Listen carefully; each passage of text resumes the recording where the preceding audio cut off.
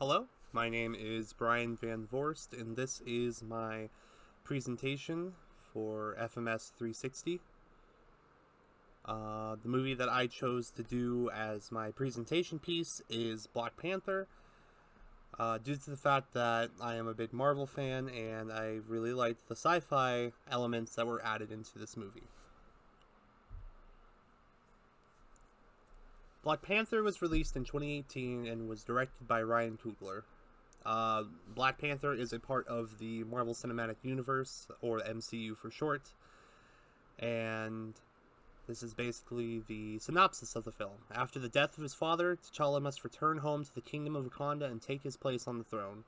When a powerful enemy from T'Challa's past reappears, he must look inside and realize the true power of the Black Panther in order to protect his kingdom and his home.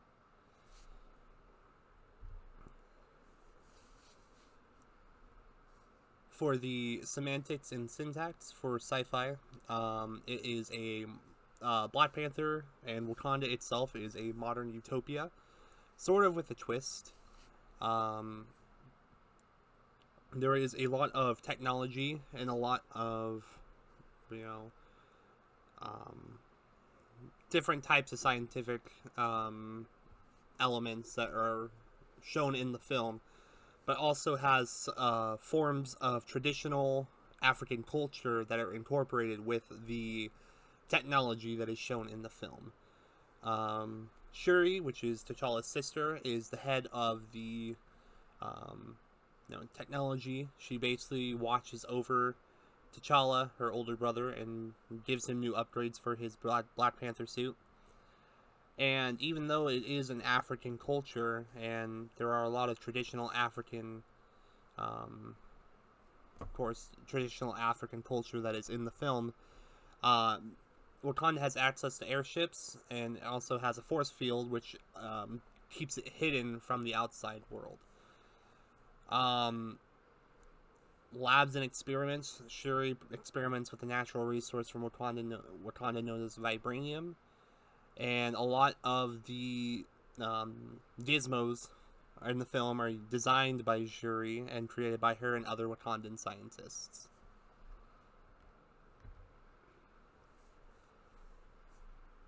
Like Wakanda, the meanings in the film are very, very hidden. Metaphors. Coogler uses the hidden kingdom of Wakanda as a metaphor for exploring issues surrounding racism in response to oppression. And vibranium is very precious to Wakanda, almost like platinum or gold. It is a fictional piece of metal, but it is basically what keeps Wakanda going. Allegories. The armies of Wakanda protecting their kingdom is exactly like how African Americans feel like they need to fight to protect what is theirs.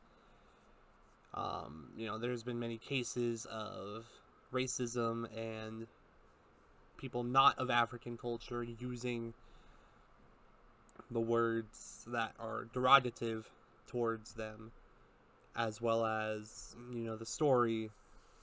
They were slaves back in the day. And Wakanda is basically another metaphor. Wakanda is basically a metaphor for what would happen if colonists didn't overtake or didn't bring Africans from Africa to America. No colonization. Ideologies. T'Challa has to deal with the fact that he is not only the king of Wakanda, but also a warrior who must protect it. And the people of Wakanda want different things, and T'Challa can't change that. Some people of Wakanda want to stay hidden, others want to open up to the world. T'Challa's father before him didn't want to, or was actually kind of more open, but also wasn't at the same time, if that makes any sense. Sorry if you hear sirens in the background. But, yeah. The representation of gender. The Royal Guard for Wakanda is made up of all women, known as the Dora Milaje, led by Okoye. And basically their role, other than, of course, protecting the king, is, of course, protecting all of Wakanda. Like I said before, they're made up of all women, and even though that is the case, men still push the main narrative of the story.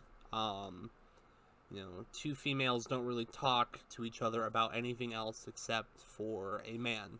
Whether it be T'Challa, whether it be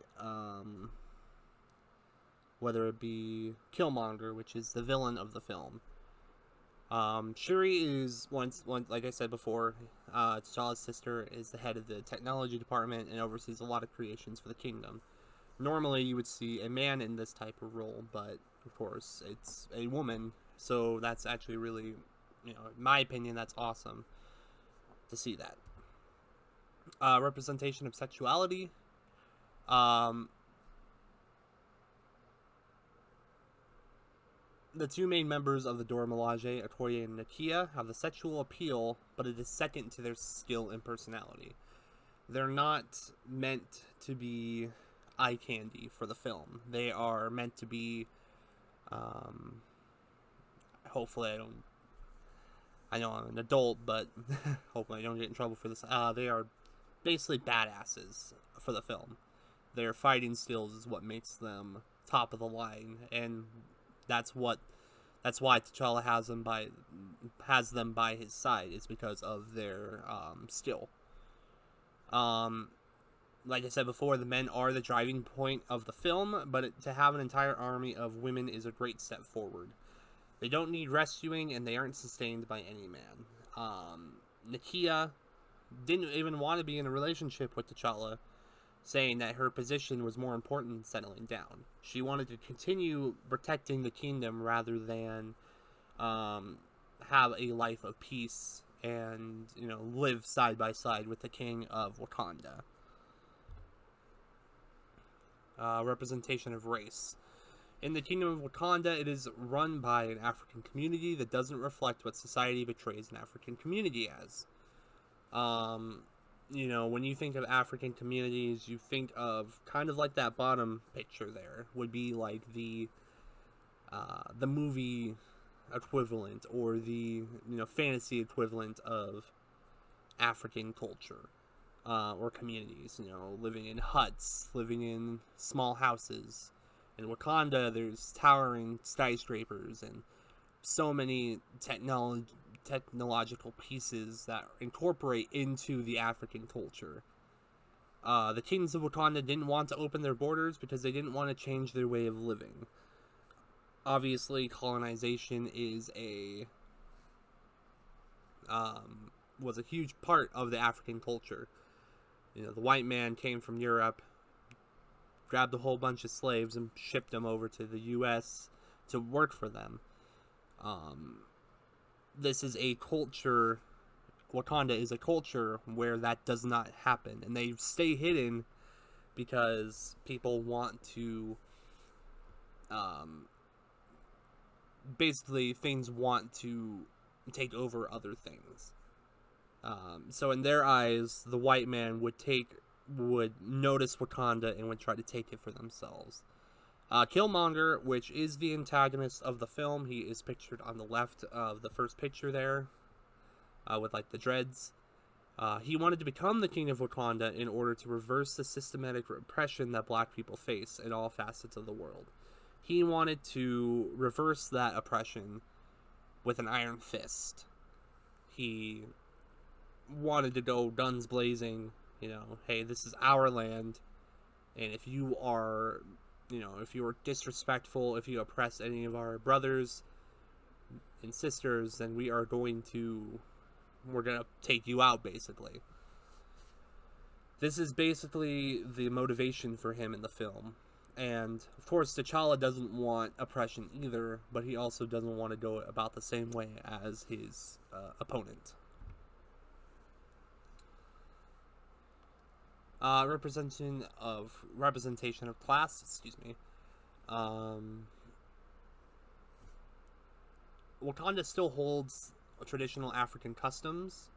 So obviously you have you still have some small houses that are just, a little bit technologically advanced due to the vibranium that is located in Wakanda. Of course, the king lives up in kind of like a big. I would honestly equivalent it to like a big skyscraper for a building, but it is more inclusive than that. Obviously, there is a circle of like a council, and I think in the film it's been, oh geez, it's been a couple weeks since I watched it. Anyone can come see the king. Obviously the king and his circle, they are the above, they are the rulers of the land, well, the king and then the council below him. But if there is someone unhappy about the rule of said king, they can challenge him to a duel. The king isn't allowed to use their Black Panther powers, and if he loses, the challenger becomes the new king, takes over the mantle of the Black Panther, and uses the powers of the spiritual Black Panther. Everyone in Wakanda, other than of course the king and his circle, they're equal. Obviously, they look up to the king to rule them, to provide them with what they need. It's not really a ruling, to say the least. It's more of, hey, we will follow you as long as you provide us what we need, to say the least. A lot of technology in Wakanda is powered by vibranium, the fictional metal that is only found in said kingdom, which is pictured on the top of the top picture right there.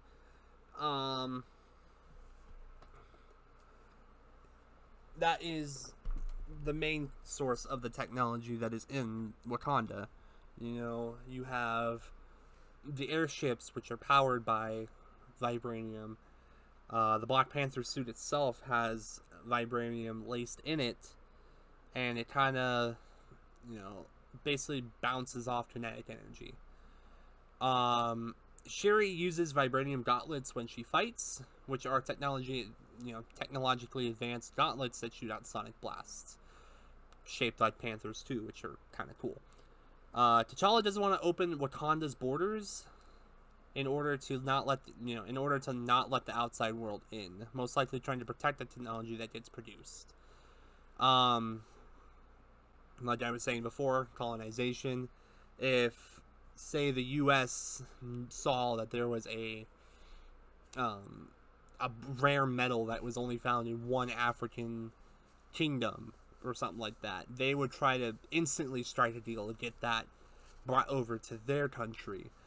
Wakanda wants to stay secluded and doesn't want to let any of their resources out, at least at the beginning of the movie. There are a lot of holograms that are used in Wakanda, especially for the purpose of Shuri helping out T'Challa. That would be about the only... I wouldn't really call that AI, but it's definitely technology presence.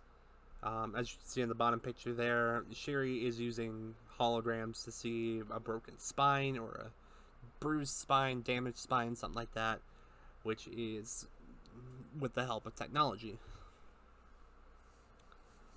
The impact in canon of the film is that Black Panther offers a different type of movie experience for sci-fi fans. It allows for radical reimaginings for both the past and the future. This isn't really a typical sci-fi film, is it? When you think sci-fi, you think, honestly, you think outer space, you think, computers taking over the world. But in Black Panther, you have the science, which is the technology that is used in the film, that is produced by Shuri, and then you have the fiction, which is the superhero aspect. You have a man who dresses up like a Black Panther and goes around fighting bad guys. Afrofuturism is the term that I use to describe this movie as well. I found that on the internet. And it is a movement in literature, music, art, etc., featuring science fiction themes which incorporate elements of Black history and culture. Like I've been saying before, Wakanda is an African culture at its roots. It is just developed by technology so much that it is an advanced African culture, hence Afrofuturism. And then, of course, the main impact of this film is that it introduced a black main character. And even though he's been relevant in comics for a very long time, Black Panther, this is really a movie, like a first of its kind of movie. You never really always expect. You think of Captain America, Iron Man, Thor, Hulk, Hawkeye, Black Widow. They're all white. But Black Panther, T'Challa, he is a African king, black, and he is the main protagonist of the film. This is my bibliography of my presentation. I really appreciate you guys for watching this video and looking at my presentation. This will be turned into FMS 360 sci-fi, tech genre culture. I think that's the labeling for it. I don't know if really that's important. But my name is Brian Van Vorst, and I appreciate you watching. Thank you.